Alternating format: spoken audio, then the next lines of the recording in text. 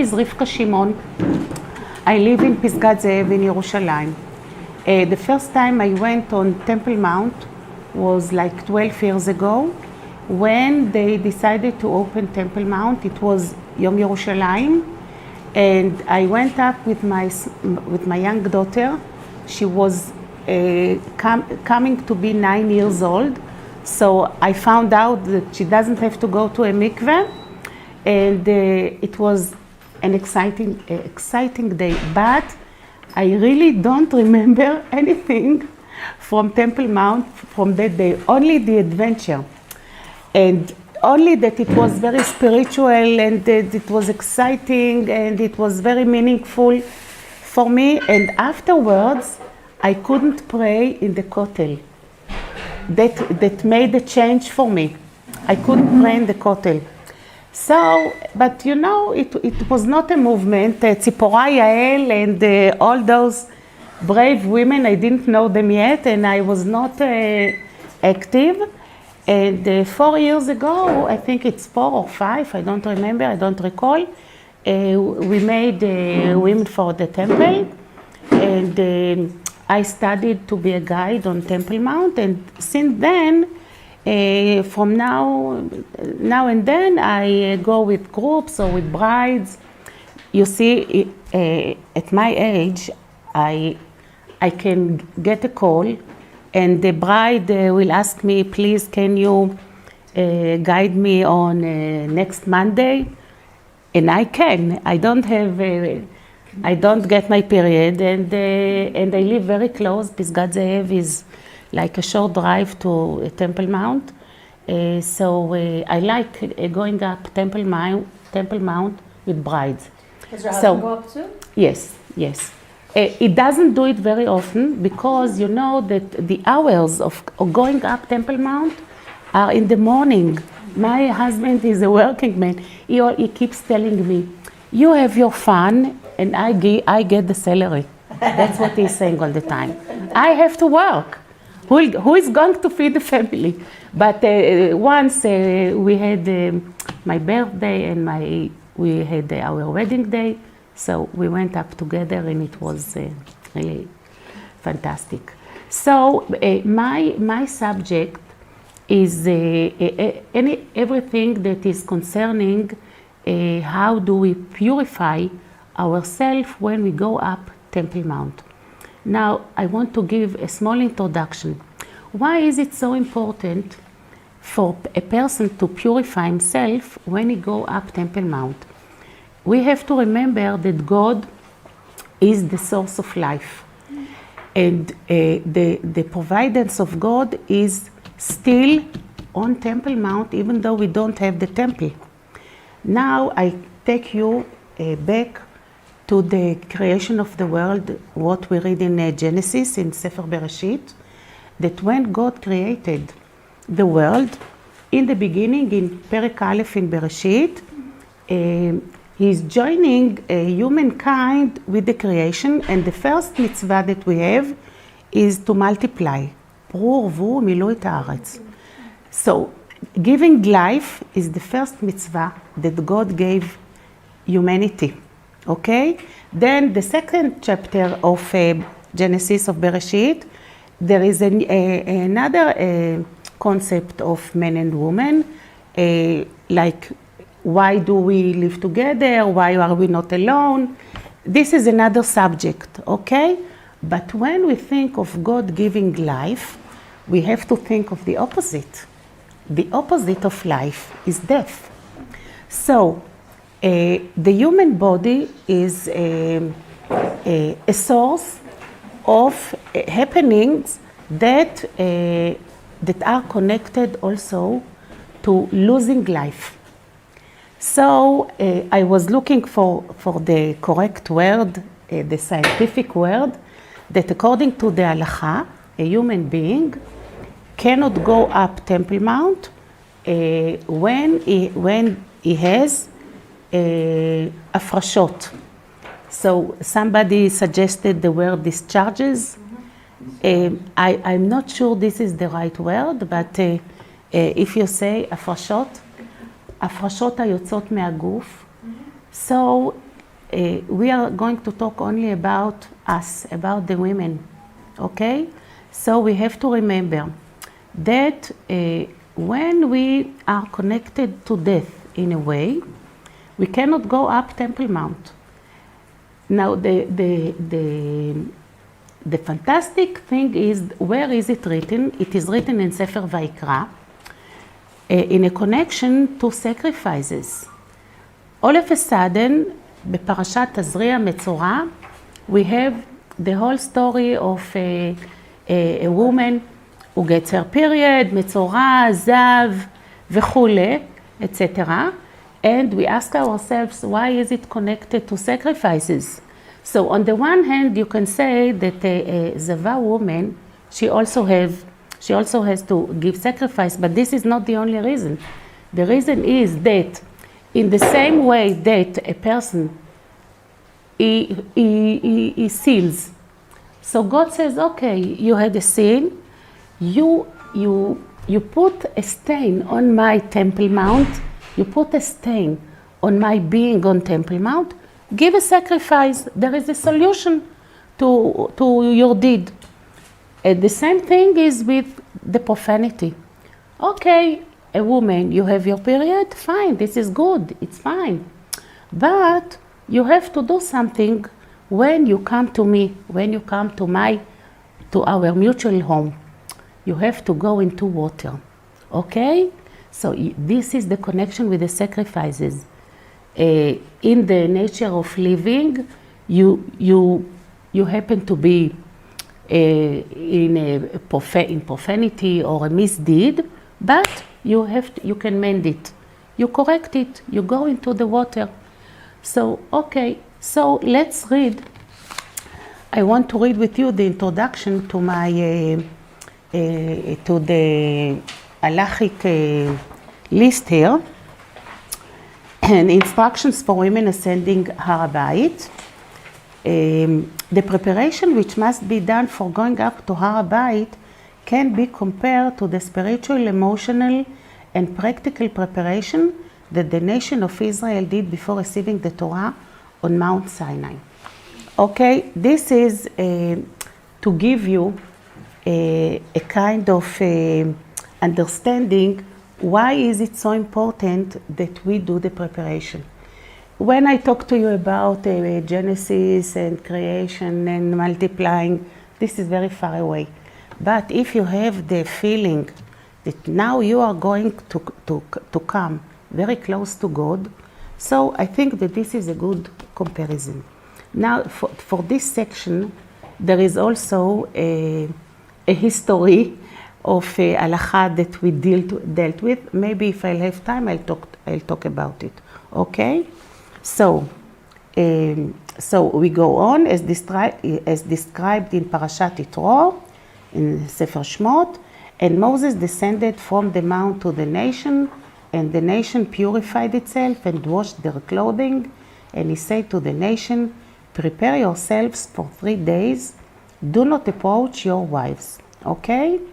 So, first thing is, a woman may ascend Har Habait only on the days that she is permissible to her husband. In other words, she may ascend after counting the 7 clean days and the immersing in the mikveh. Now here I must add, how shall I say it, a side note. According to the Torah, I'm going to change your world a little bit. You know, we are so used to the fact that we go to the mikveh for our husbands that we forget that the main idea of going into the mikveh is for God. Is for God, not for the husband. The nation of Israel should be tahor. And the idea also for a woman, count your days in order that the time of your impurity will be as short as possible, is not for the goal of being with your husband. It's for the goal of being purified for your God. Every person should take care for himself to be as early as he can purified. For example, if you happen to be in a funeral, then you have to purify yourself. It has no connection to your husband. It is connected to the fact that you have to be purified for God. Wash your hands. You don't have to go to mikvah yet.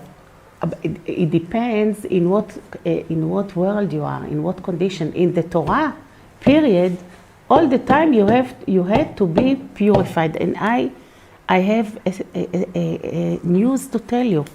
It's going to happen again.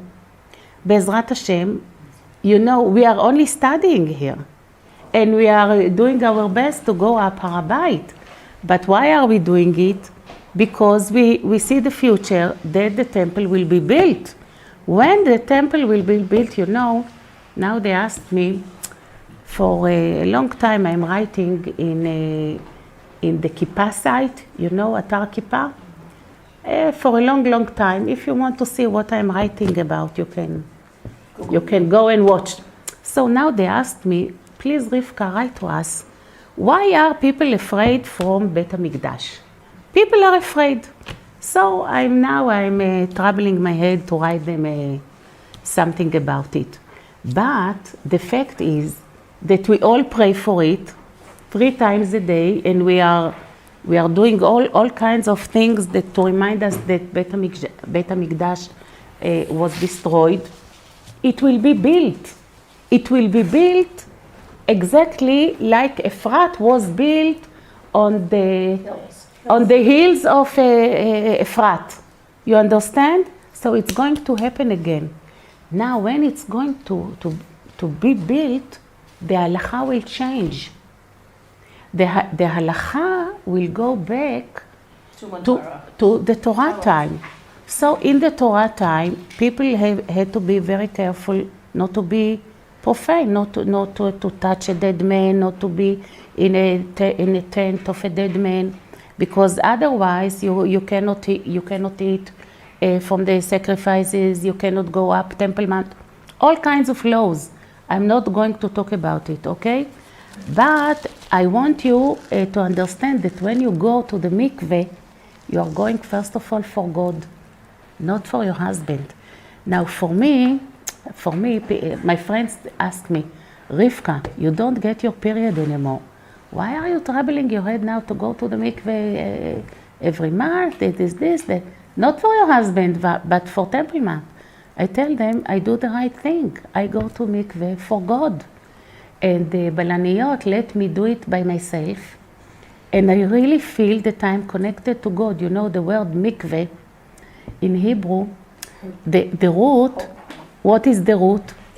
Tikva, hope, but also kiviti LaHashem, but also the word kav, the word line, kav. When I go into the mikveh, I stretch a line from me to God. That's mikveh. Going into the water, I stretch a line, a kav, from me to God. And the tikva, the hope, in Hebrew it's better, but the tikva is always to be better, to improve reality, to improve the condition of the world, to do what God wants us to do, okay? So, according to the Torah for women, there are 2 positions. There is the normal position that you get your period, and when your daughter is close to have her first period, I'm suggesting that when you talk to her, you make it beautiful.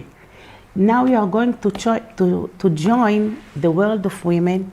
If you get your period, this is the sign that you are in the circle of multiplying. This is Baruch Hashem, okay? According to the Torah, a woman who is nida, that she has her period, she counts 7 days and then she goes to the mikveh. Only 7 days and she goes to the mikveh. Now there is another status of a woman who is zeva. The zeva is a woman that has a different bleeding, not the usual bleeding, not her period, something abnormal.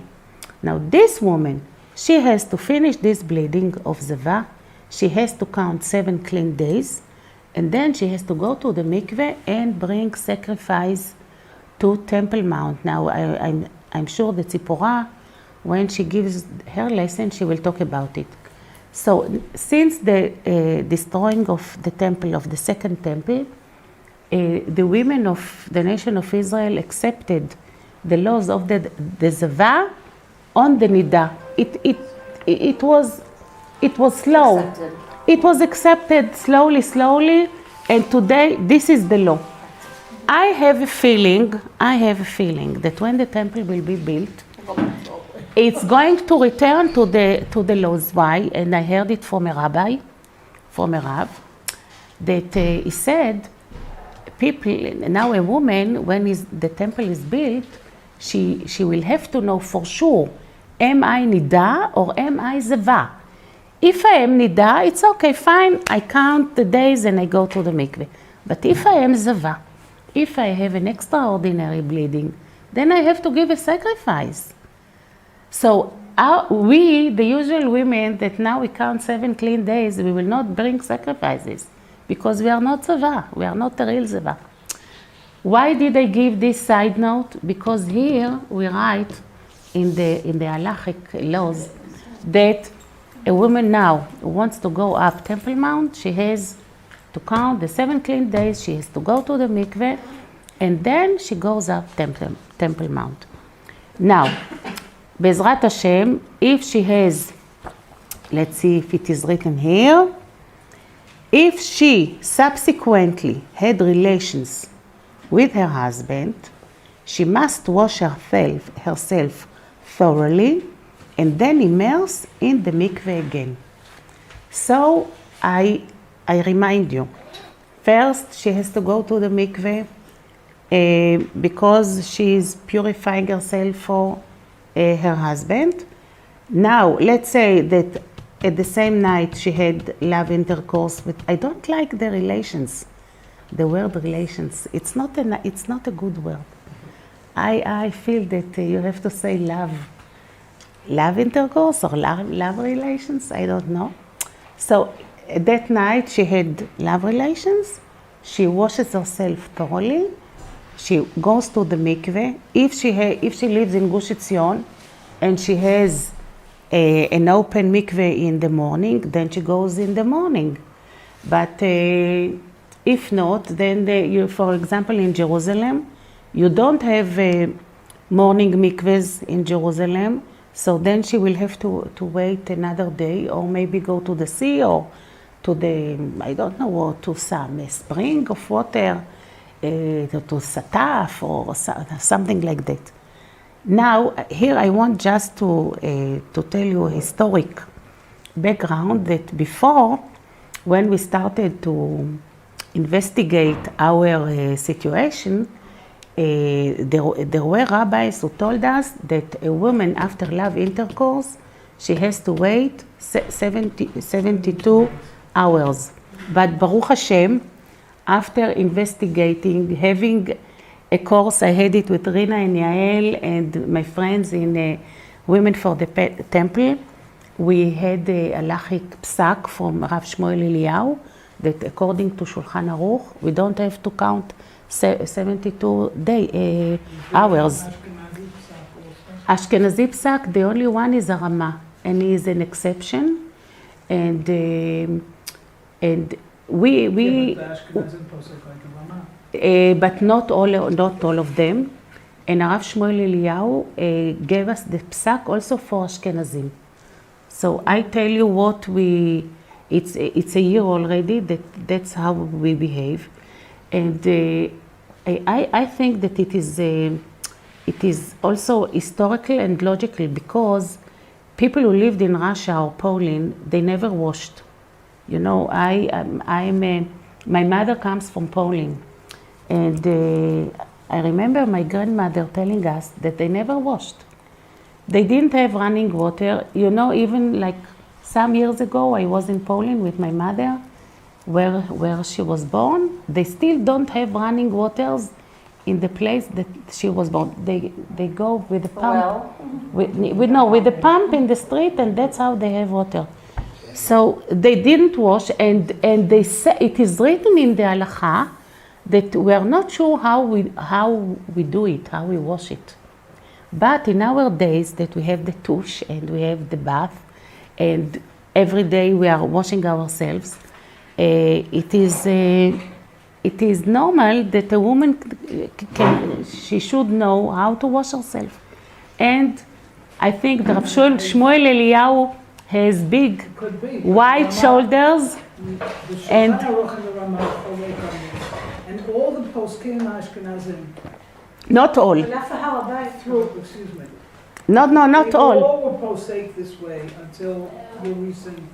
But they don't know about Har Habait. They posek about this only for the. Rama is talking about going up to give a korban. No. He's talking about a sex relationship.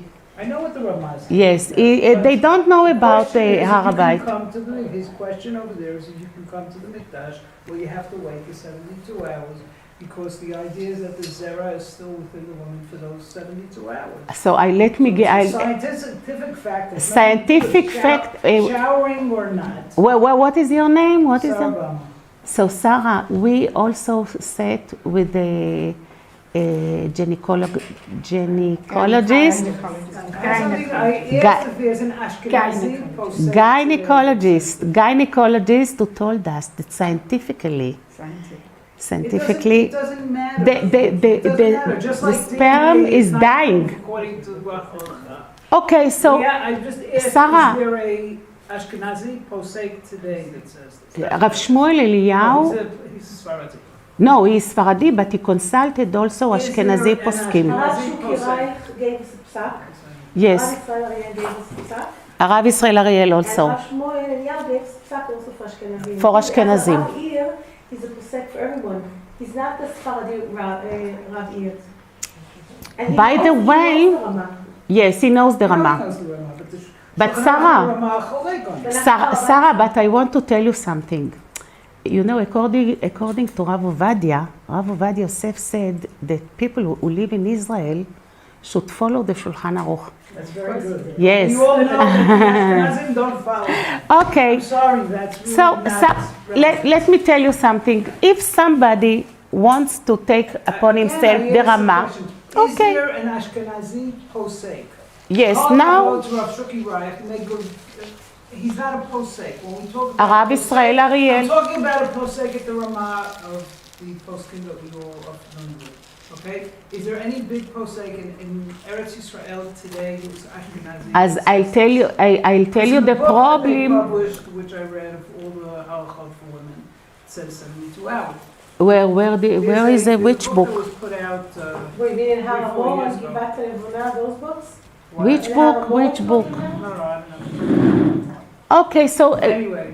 we are not the Just poskim. asked if you know of a You know, Sarah, one of the answers that I'm going to write in the Kippah site, why are the rabbis afraid that the temple will be built? This is the answer. They are afraid to deal with this halachot. Until it is, and until we have a Sanhedrin, we have to follow our Masoret. Okay, so if you want, I find it a little bit offensive why? to dismiss halacha Can I- in such a. Can I just ask a question that isn't specifically halachic, but This is a halachic question. No, I'm asking you a question. Okay. I'm saying, I'm sitting here thinking to myself, well, 80, 90, 100 years ago, people could sit in America and say, why should we go to Eretz Yisrael? When Eretz Yisrael will be ready, we will go, but why should we I go don't now? think We have to that's- follow our I don't tradition. think that has anything to do with the issue. Of course it Yeah, does. Rav Lior, for instance, who's a well-accepted posek. Mhm. I'm not going to Meir Sharm to look for posting, okay? Mm-hmm. One of the reasons he doesn't want women to go through this process Mhm. is because of all the... Exactly, Okay? exactly. It's not I'm so not simple. saying it's not a halachic And if you're not problem. allowed because of the situation that you're in physically at that point, it's much worse than going up there, believe me. You So I see, just want to say something. no, Irina, I want to All answer. right, this isn't, Exactly this, Around with. the example that you give is an excellent example, because Rav Lior is And an you're example. someone who sends people up to Har Habait. Yes, it sends people to Har Habait, and also, you know, Rav Dudi Dudkevich from Itzhar Yeah. is also sending, but not the women. Yes, And but we this is feel, because it's why? I'm telling you why, because they are afraid to deal with our halacha. But here I give a stop, because then I will not have time to finish my lesson. Okay? So, all her mikveh preparations should be done according to the same halachic guidelines that she follows when preparing for immersion after the 7 Kli days, after her monthly period. That is, she should take great care in cleaning herself and removing any chatzitzot, okay? She may immerse in natural water source, sea, river, lake, or spring. Immersing in water after relations can be done during the day, not only at night, I told you. She says the bracha for tvilah as usual, okay? Now we have the question about young girls. So here we wrote, a girl who is not yet menstruating is permitted to send to Har Habait without immersing in the mikveh. On some occasions we suggest a spring or natural source for the feeling of purity. This is also something that we heard from Rav Shmuel.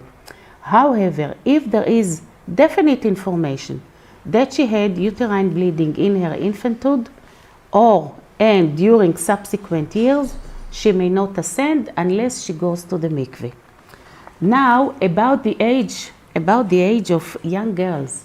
You know, young boys, I don't know if I wrote here about boys because this is not my subject, but if a woman wants to take her boys, then we have the psak that for boys from Din Chinuch, for education reasons, a boy who is after 9 years old should go to the mikveh when he goes Har Habait, okay? But not girls. Girls, like we wrote 12 years old, but there were occasions that we had girls 14 years old that they didn't get their period yet, and they didn't go to the mikveh, and they went up Temple Mount, okay? And this is according to the halacha. Now we come to the question of single women.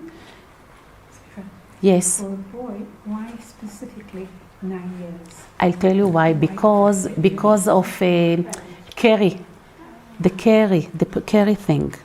Now there is a question: when is your boy coming into the age of manhood? Okay. גיל ההתבגרות. So, you know, if you raised up boys, then you know that everyone gives signs of manlyhood in a different age. You know, it's not the same like women, like girls. But the halacha decided that from the age of 9, a boy should go into the mikveh if he goes with his parents, and it's also for educational reasons. So I didn't write it. No, because my halacha is only for women, but I add it as a side point, okay? Now, we have the question of single women, divorced women, widows. A girl who experienced her monthly period cannot ascend to Har Habait until she has learned and become well versed in all the halachot of feminine ritual purity that a bride learns before her wedding. From occasionally we get such questions, and we teach the young girls the halachic procedure, and the only problem, especially in Jerusalem, maybe in the Gush Etzion, I don't know, but especially in Jerusalem, is the problem that in most of the mikvaot, they don't let the girls to immerse in a mikveh unless they cheat. There are some girls who go to Har Habait, so I tell them, so how do you do it? I know they live in Jerusalem.